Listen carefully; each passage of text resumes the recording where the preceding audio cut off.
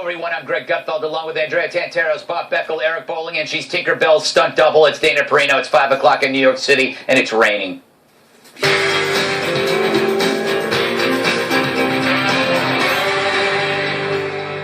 World meet radical Islam meet world. Thanks to the video of the UK machete attack, the media can't do their usual sugarcoating of the Muslim supremacy threat. For many, this is the first close look at a bona fide clash of civilizations. In the old days, we had pressure cookers on Leave It to Beaver. Now they blow up in crowds. Sweden used to be a bland country of cute skiers.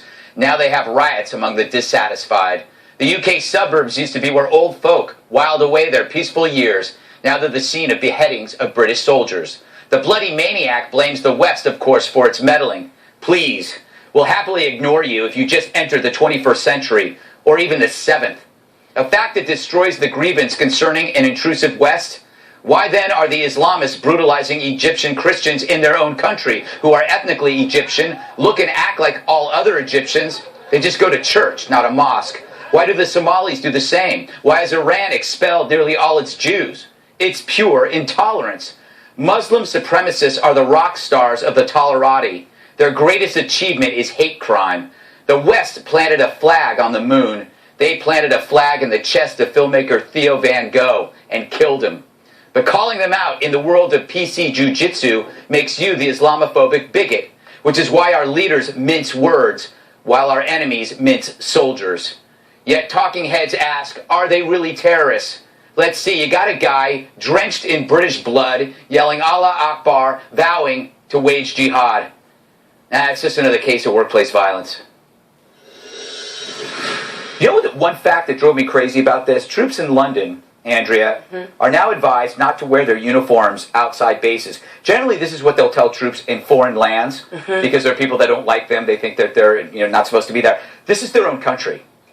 It's disgraceful, and it's sadly becoming the new normal. And I think that's what makes this attack different, Greg. They're going after what would typically be heroes, and they're doing it in a way that's not typical. They're not planes going into a building. Yeah. They're not bombs going off.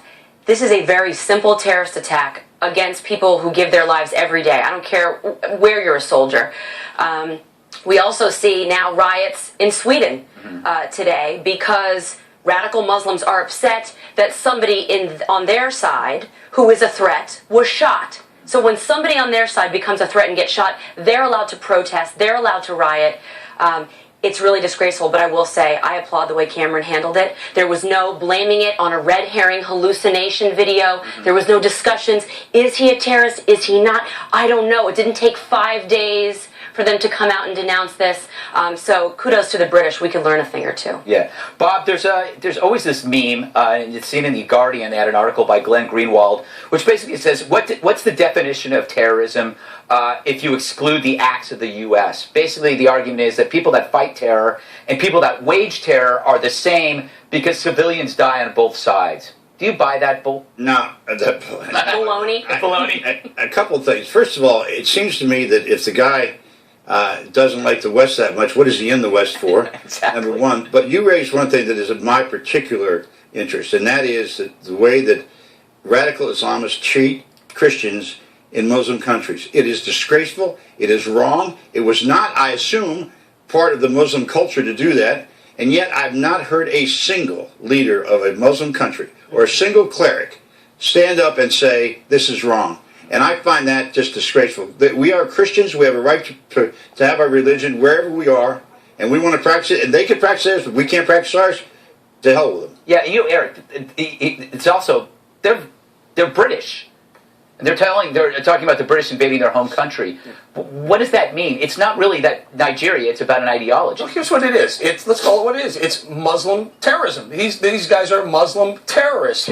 They're indoctrinated, whether it's Inspire magazine, the online magazines, and then they're radicalized through their terror cells, and then they kill people, and that is the exact definition of terror. And then when they say Allah Akbar, it says they are Muslim terrorists. So we're calling it what it is. The mainstream media may want to candy code and say, well, we're not really sure whether they were terrorists or not. They were. They defined terror. You could go to textbook and look up radical extremist terrorists, and you find exactly what these guys did.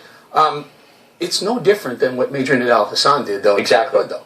He stood up, yelled Allah Akbar, blew away 12 or 13 people. Can't remember what the number was. 30 people 12. Injured. 12. Okay, it's the same thing, but we have to call it workplace violence because we're either PC and afraid to call it what it is. We're worried about offending Muslims, or B, President Obama doesn't want to admit that he had a terrorist attack under his watch, and he wants to call it something else. And a lot of people like me are pushing back massively on that characterization. Dana, I want to run this clip of it was Ingrid Loya Kennett, the Cub Scout leader and mother of two, who tried to reason with this scumbag on the street after he committed a horrible crime. Let's roll that tape, and then I want to go to you. So what was he saying to you? What did he say to you? Well, I asked him, he said, don't touch, I killed him. And I said, why? He said, he's a British soldier. He killed people, Muslim people in Muslim countries and have nothing to do here. Were you not scared for yourself in that situation? No. Why not? Better me than a child. Because, unfortunately, there were more and more mothers with children stopping around by, so it was even more and more important. And I talked to him and then I asked him what he wanted. I mean, you see this, and it seems so brave, but it could have gone another way. It could have, but you've got the British stiff upper lip. Mm-hmm. And she was a model for all of us. And a lot of people will just be like, "Oh, God, I want to walk away." I wouldn't want my mom to do that. I would want her to run. No, but your mom probably would have done it. Whether you liked her to or not, it was her instinct was to deal with that. And what is additionally disturbing is that the reason we are able to call a spade here is because the terrorist uses the media to make his point. So he walks calmly to the camera and he makes a pronouncement. Right. And if we who want to fight terrorism, if you are not PC enough, you mince words or you cloud it in things like workplace violence or things like that, then we need to use the media just like the terrorists are trying to use the media against us. So that works in a lot of different ways. But he didn't mince any words when he was talking to the camera there. No, and I wonder if the media should be playing that tape so people know what he's talking about, or does that just feed into it, Andrea? I don't know. I think it's tough. I do think people should see it because I think they need to see the threat. It's stark. It is stark, and it's rough, but it allows an opportunity, a teachable moment, as the White House would say. What disappoints me the most, though, is when President Obama had the chance to acknowledge it many times, Fort Hood, Boston, Benghazi, and when he gave that speech in Cairo. And instead, he stood in front of the Muslim world when they were listening, and he said, we have a shared history of tolerance. Well, baloney, as you were going to say before, Greg. That is just not true. The first thing I thought about is I needed a translator with that British lady. I could not understand everything she was saying, but I thought it was good. But this is a product of the British allowing Muslims to come into their country and establish. If you've been to London before, you see the areas which are all Muslim. Now, we can't do that going the other way. I took so much heat for the idea of not having student visas for 2 years. I was just dumped on from every direction. Why? I mean, we better take a hard look at our immigration policy and the people we're allowing in here. If they're going to come in here and preach hatred to us, or they're going to send their students here to get their best education, and then they turn out to be radicals, then we have to ask ourselves a hard question. Should we do it? They're lucky. The Brits are lucky. They found a British Muslim terrorist that decided to use a machete and kill one guy. Ours use pressure cookers and try and kill hundreds of people at a finish line of a marathon. It's just crazy. There has to be we have to call it what it is. President Obama couldn't even do it today. He could not say there's a war on terror. He had the opportunity to do it. He had the stage. He had a big, long-winded speech.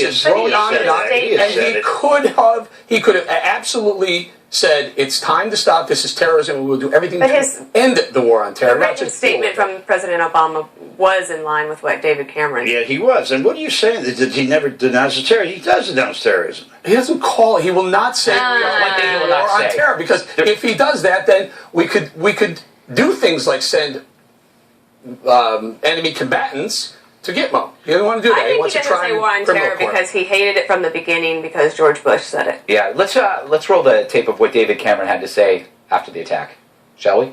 First, this country will be absolutely resolute in its stand against violent extremism and terror.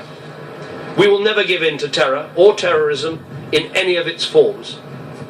Second, this view is shared by every community in our country.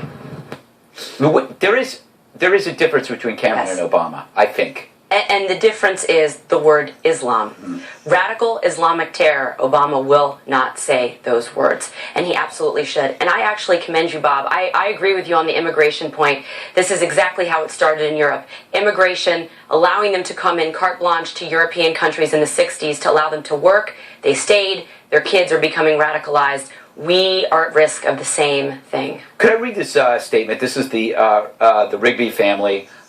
Lee Rigby was the soldier that was brutally murdered. I just want to read this because it's important, and he's the victim, and he's the important person here. Lee was lovely. He would do anything for anybody. He always looked after his sisters and always protected them. He took a big brother role with everyone. All he wanted to do from when he was a little boy was be in the Army. He wanted to live life and enjoy himself.